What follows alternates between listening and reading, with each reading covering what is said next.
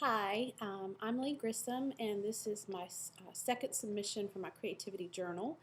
Um, and there have been quite a few with our class meetings on campus, so I'll try to go through these quickly. The first entry I made since my last submission is the poem by Longfellow called Hymn to the Night. And I really just journaled this poem in my journal on July 8th. I often suffer from insomnia and was up during the night and found comfort from this poem. Um, one, one of the lines from the poem that was particularly meaningful says, O holy night, from thee I learn to bear what man has borne before. Thou layest thy finger on the lips of care, and they complain no more. Peace, peace, Orestes like, I breathe this prayer. Descend with broad winged flight, the welcome, the thrice prayed for, the most fair, the most beloved night. And here on July 9th, I have prepared to make an entry of a photo collage entitled Illusions of Intimacy. And I have several pictures on my computer that I wanted to print off and post here. And my printer is out of commission. So I'll just kind of tell you, I had planned to post a collage here of a picture with me with three separate pictures. Each one was me with a person that I have a significant relationship with. And there have been struggles in that relationship with intimacy. One is with my mother, one's with my ex-husband, and another picture is with a man I've been dating. So just the struggle in the disappointment in those relationships regarding intimacy and failed expectations and that kind of thing. I made an entry here on July 10th. I drew a career map. It's signed there, and there's the date, July 10th. And this was a suggestion made in our book, and I'll start with, let's see if this is the end here. And I just sort of made a drawing or symbol of different jobs that I have had. It just kind of helped give me some perspective as to how I have grown and developed in regards to my career and how that has impacted my life and my direction and future goals for career. On July 12th in our class, Dr. Crow suggested the miracle question and what would we hope to come away with from our time together meeting on campus. And I read several quotes and was drawn to words that were positive and represented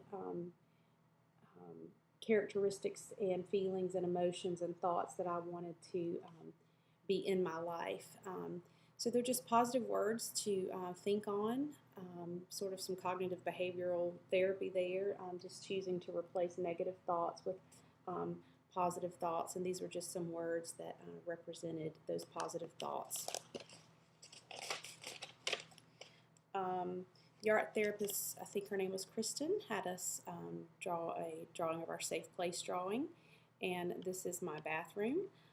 I'm a single mother of 4 kids, and it's a place of solitude for me to go in my bathroom, so I drew that as my safe place. And it is dated on July 12th and signed. Dr. Crow gave us a challenge to journal about getting in our own way. This was also on July 12th. And I journaled about issues of control in my home and how I often get in my way, losing my temper and being impatient or irritable when things seem to be out of order in my home or there seems to be too much chaos. And I selected a quote that sort of helped me reframe. I would like to work on that behavior but not beat myself up about it. And the quote I posted was, I want to be the girl that changed everything, the girl that made a difference, the girl that gave you a story to tell.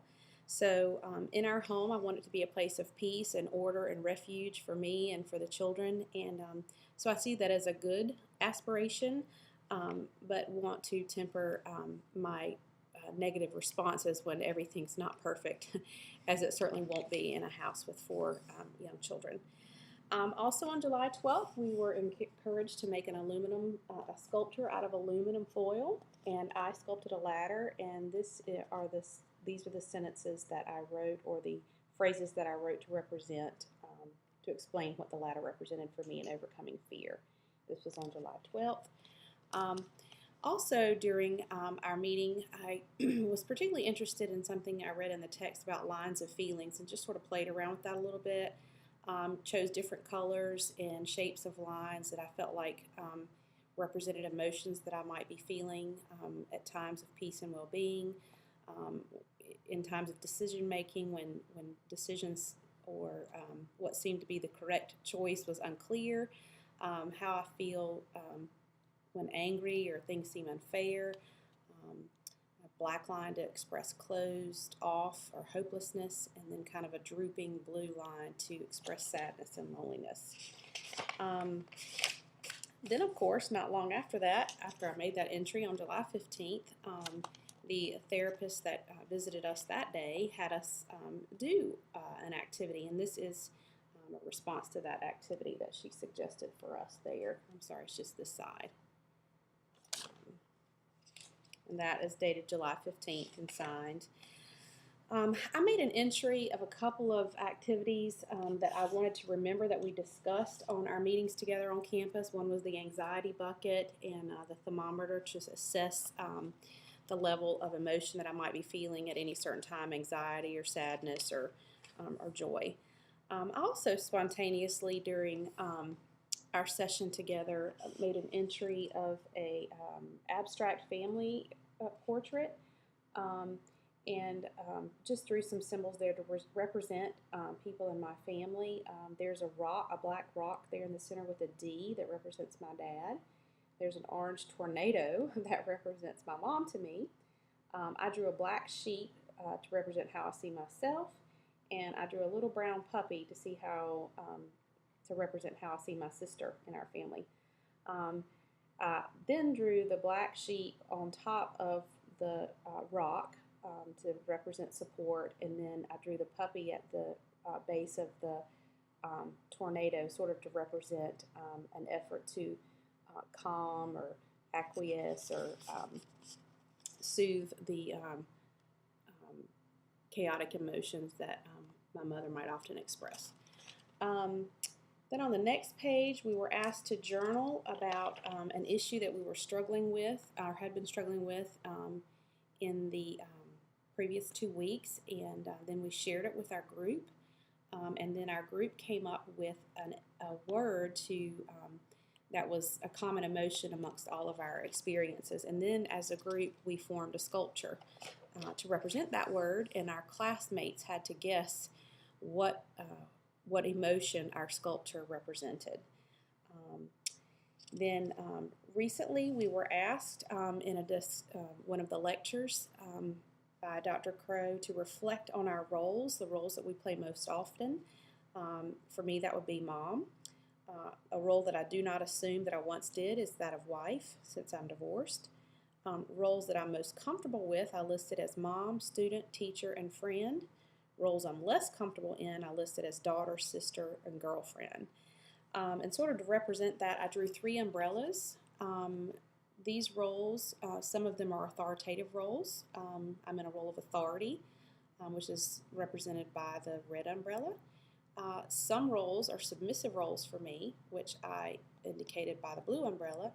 And some roles are more equal roles, which are indicated by the orange umbrella. And I listed each of my roles under the umbrella that seemed to be appropriate.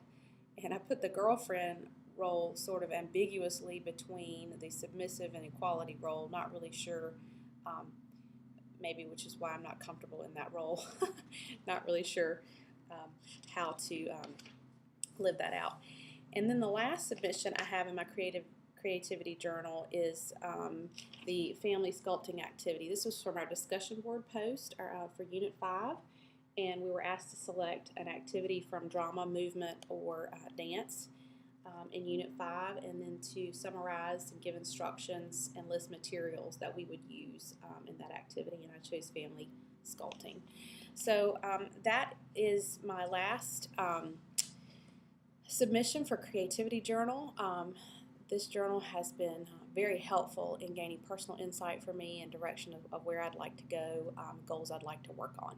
Thank you.